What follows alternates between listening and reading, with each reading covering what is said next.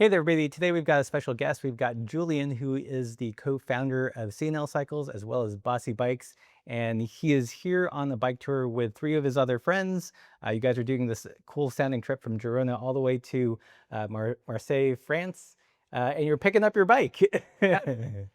I thought while he was passing through town, I could harass him really quickly for an interview because lots of you guys are fans of Bassi Bikes and it'd be fun to learn more. You're part of the bike shop CNL. At what point did you guys decide to start a bike brand and why? So the two co-founders of the brand, my partners Jean-Michel and Jean-Daniel, they opened the bike shop, and that same year they went to Taiwan and Okay. set up a relationship with the frame factory. And so they went hand in hand from the get-go. There was a house brand Okay. at the bike shop, Yeah. and it sort of made a lot of sense where the bikes were being designed around the use case of riding in Montreal. Okay. So it was like neighborhood bike shop, and we can build you something custom. Was it primarily to get the product that you guys wanted, or was it like a margins thing? You had better control over that, or So prior to that, the experience that both of them had was rebuilding old frames. So in Montreal, there's like a huge proliferation of, especially Canadian chromoly steel frames that are like good quality, not high end necessarily. So a lot of Peugeots, there's this local brand Velosport from the Mhm. 80s, and they were consistently rebuilding these for city use with new parts. And at a certain point, they were like, well, these are great, but they have their limitations. We might want something with lighter tubing that Right. can have more modern sort of eyelets features. And then I think another big factor is simultaneously with this was in like 2009, 2010, it was like peak fixie. Mm-hmm. And the first model called the Roma Tokyo was a fixed gear Yeah. with like 25 millimeter tires and just steep angles, Yeah. aggressive. I can also see where it gives, you more control over the color and having the Yeah. appropriate size for customers rather than like relying on, what you find or what gets brought in to be refurbished. Absolutely, absolutely, and, like, it's been really fun since the get-go working with local designers. We tend to, maybe it has its strengths and its weaknesses. We tend to work with different designers almost every frame run. Yeah. So the aesthetics change, but at the same time, we get to have fun with a lot of different people and sort of keep it fresh each time. So for me, like I feel like the most popular bike that I get a sense of from you guys is the Hogsback. Is that true or? Yeah, I think in terms of, like, volume and, the bike that brought us to a more, like, international audience, it is definitely, the model that did that for us. Why do you think that is? Um, it's difficult to say. I think aesthetics have a part in it, but it's also a really fun bike to ride. It's surprising to a lot of people where it looks like, a big, heavy slow maneuvering pickup truck, but then you get on it and it's snappy and Mm. it's reactive and it's super fun. Right. So as soon as someone test rides one, they get it. And yeah, it's a great bike for that reason. Cool. So it seems like you have an amazing number of like rim brake bikes in Yes. your catalog. Is that why? And do you feel like that's like a risky thing in 2025? The risk factor sort of increases each year, Yeah. and there is a little terrifying side to it. But on the flip side, the people want it. Yeah. There's fewer and fewer offering in Hmm. that department. Fewer and fewer like chromoly steel high end brands are doing that, Yeah. and there's definitely a huge portion of people who still want that offering, and it makes so much sense as a use case for like ease of maintenance, budget, accessibility. Yeah. I know that like in Montreal versus the States, the market is less accustomed to higher bike prices. Okay. So, using a good quality like Shimano T4000 V brake on a bike Yeah. versus having to use something that's hydraulic or flat mount, definitely like makes our bikes more accessible Right. in that sense. Right. Interesting. Yeah. What bikes are you guys currently offering? So we have stock right now of I think all six of our current models. So Hogsback, sort of the all long-term touring bike. Yeah. The Montreal is our sort of all-rounder rim brake, which is sort of very close to this in use case, but the rim brake quill stem version. We got the Bloomfield, which is the single speed slash tracklocross, V-brakes and Yeah. 650/48 clearance. We got the Rachel, that's the step through, one of my favorites, I think. Mm-hmm. And the Coyote is the bikepacking bike. Nice. It's plus size tire clearance. Is this the only one that's disc brake or? No, the Hogsback is disc brake, but post mount. Okay. And Yeah. the Coyote is post mount as well. Okay. Yeah. Cool. Well, let's talk about this one in particular, the Belmont. How did it come about, and like, what's the collaboration like with Keystone? Yeah, so one of my business partners and I, Roberto, we've been going to the Philly Bike Expo for the past 3 years. Yeah. And the first time we went, the after party was at Keystone, and immediately it felt like these were people that had the same vision as us.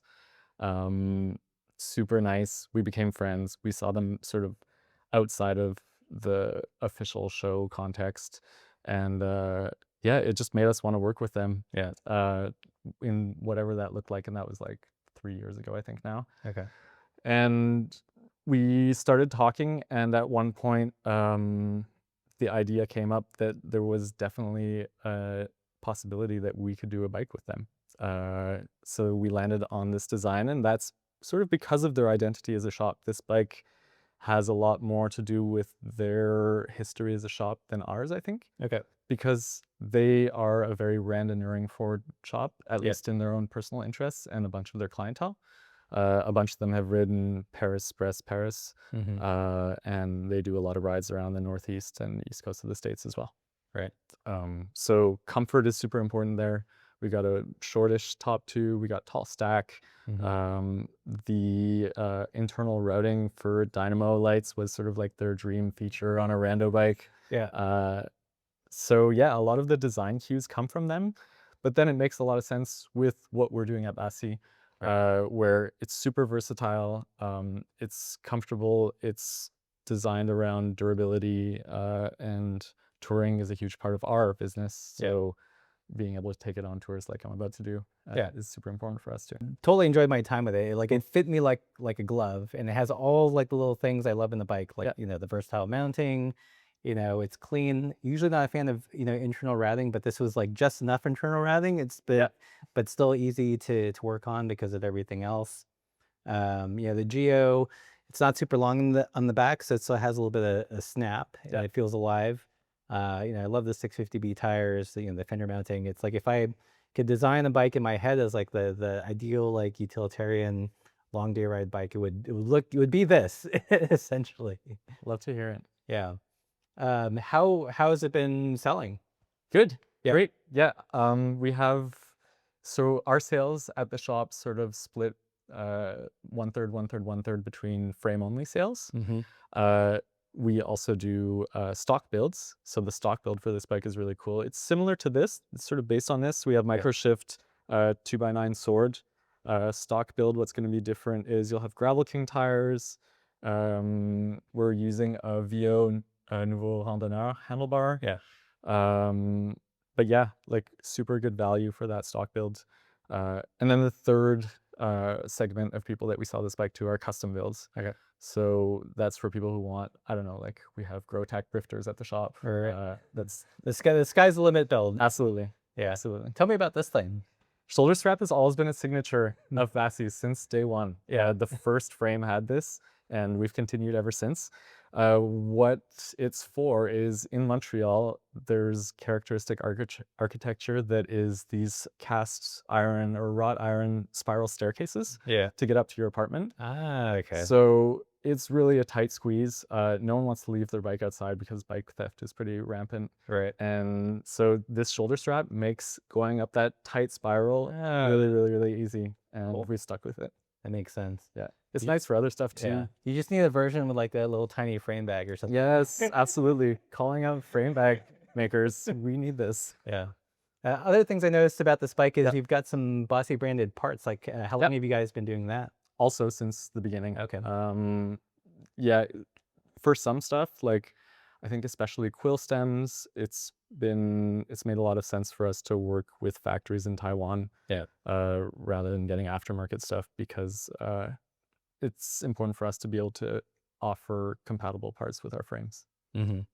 And also have like more control on their availability. I mean, Yeah, I know that's like why like Grant and the Rib folks have gone like, let's make our own derailleur because we don't know how long Shimano's gonna be making yeah, derailleurs that work with the bikes that we design. absolutely. Yeah. They're super inspirational to us, of course. Okay, so I posted online on the gram and the YouTube what questions you guys had for Julian. I'm gonna bring them up now. I think I've asked some variation of some of them, however. Cool. Question number one. This is Brian Kelly. I think you kind of answered this, but what made them decide to jump from the bike shop to also being a bike brand?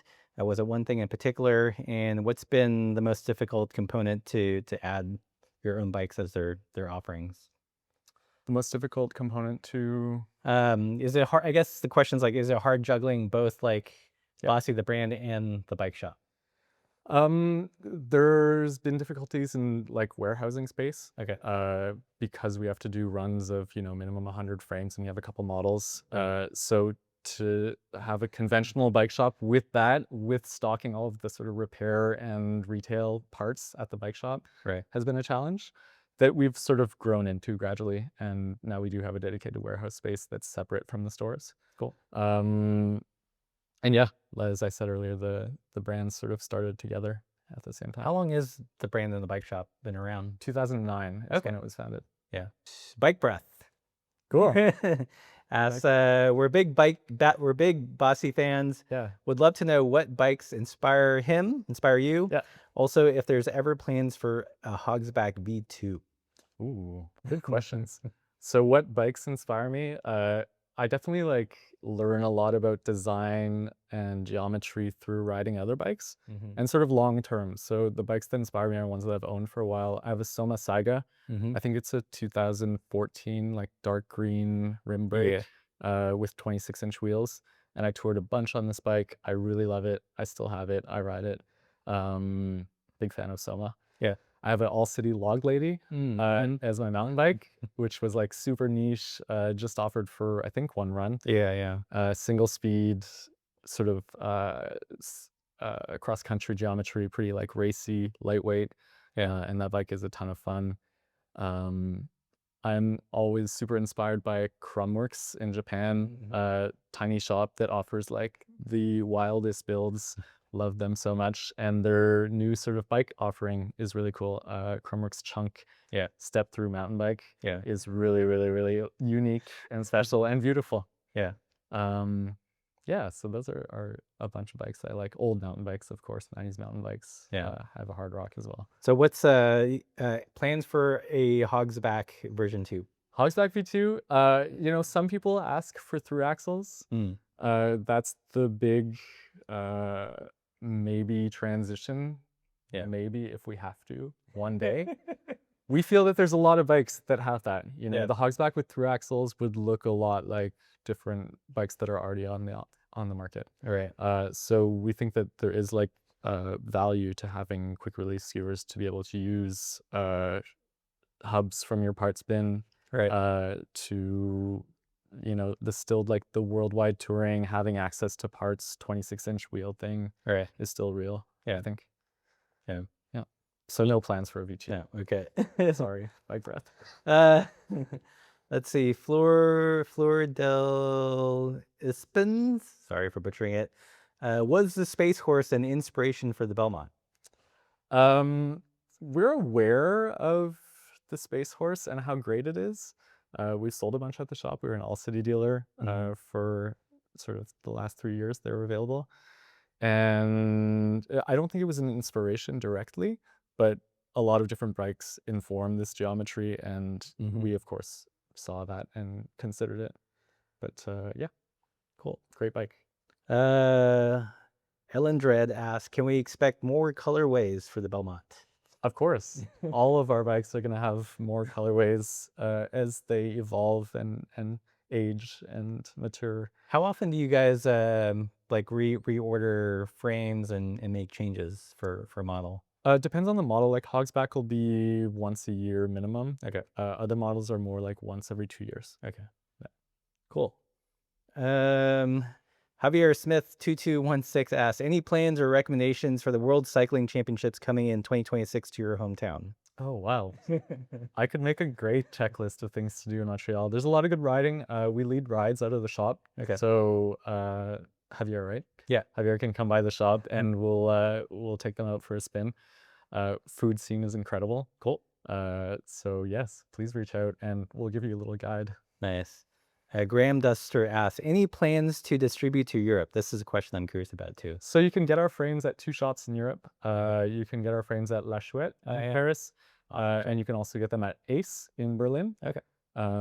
So yeah. Do you know if any of them are carrying the Belmont at the moment, or? I don't believe they have them in stock, but both of these shops do a lot of special ordering for customers. Yeah. So by all means, reach out to them and they'll be able to help you get one. Cool. M Tally 1660 asks, are there any other models in the works at the moment? Yeah. We aren't saying too much about it yet, but we do have we have a reissue. So if you go back in the Bassi archives, you might be able to like get some clues about that. A reissue that might come around probably 2027. Cool. So let's see. This is the last question from the YouTubes. Yeah. Ben Zen 31 asks, their last new bikes seem to favor modern standards. Yep. Is it to offer something complementary to rib bikes, which you guys also sell? That's question number one. Yep. Absolutely. I think there was a segment of our clientele walking into the store, which is like our best barometer of what people want, that did want something that was more modern. They had like the archetypical idea of a gravel bike in mind, and they didn't see that in the rim brake models. Yeah. So it was important for us to like offer something to those folks as well. But I don't think the rim brake models are going anywhere either. Cool. Yeah. Cool. He has 2 more questions. What is the hardest part of running a bike shop? Well, good question. Maybe like 2 years ago, I would have said stock management. I love it. Yeah. I can't think of anything negative to say right now. I'm stoked to be here in Girona. I'm stoked to be riding this bike. Yeah. Do you guys plan to open another location? No. No. We have 2 shops in Montreal. One of them is like definitely like almost hole in the wall neighborhood repair. Yeah. The other one has more of a show space for the bikes where all of the sizes and colors can be built up for test riding. And then e-com has sort of turned into a third location for us, and we're putting a lot of focus on that. We have a website that we want it to feel like you're in a bike shop. Yeah. So we want to have a lot of advice on the website, right. For it to be interactive, to talk about stuff like compatibility when you're shopping, which is something that I think like e-com doesn't often do. They sort of leave you in the dark about a lot of information. So yeah. That's why they go to our channel. Tell them what almost works. So that's it from the YouTube questions. Is there anything else people should know about Bassi Bikes? The origin story is fun. Okay. It's about this guy, Roberto Bassi. And we were super inspired with the first model, the Roma Tokyo, by, as the name suggests, Japanese track bikes, so Kirin racing bikes, and also classic Italian road bikes. There's this frame builder, Marinoni, in Montreal, who makes incredible road bikes, very much in the Italian tradition.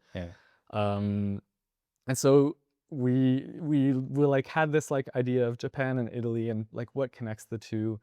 And someone came to us with the story of this guy, Roberto Bassi, and he went on a sort of pilgrimage walk from Rome to Tokyo. Oh, wow. He walked through all of Central Asia. Yeah. And he was also an avid cyclist and would do like long distance rides in Italy. So like little known guy, has like there's a biography on him, but it's really hard to get. Yeah. And yeah, it was inspiring. So for people that want the Belmont, a lot of our viewers are in North America, the States specifically. Like, where's the best place to go? Absolutely. In the States, reach out to Keystone directly. Okay. They're in Philly. They're able to ship it. They have the same frame set option and stock build option that we do at C&L.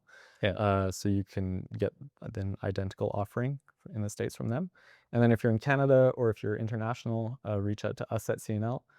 And then beyond that, we have a list of dealers on our website of Bassi dealers, and you can contact any of them directly. They'll be able to help you out. Cool. Which has been the most popular color?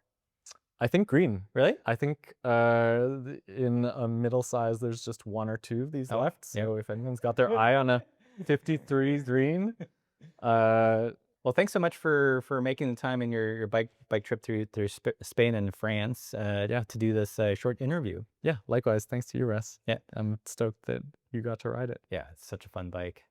Review coming soon. Review forthcoming. Amazing. If you guys enjoyed this video, don't forget to like and subscribe. If you want to learn more about Bassi Bikes, I'll put all the links below. If you want to pick up a Belmont of your very own, especially a size 53 green, should do it soon.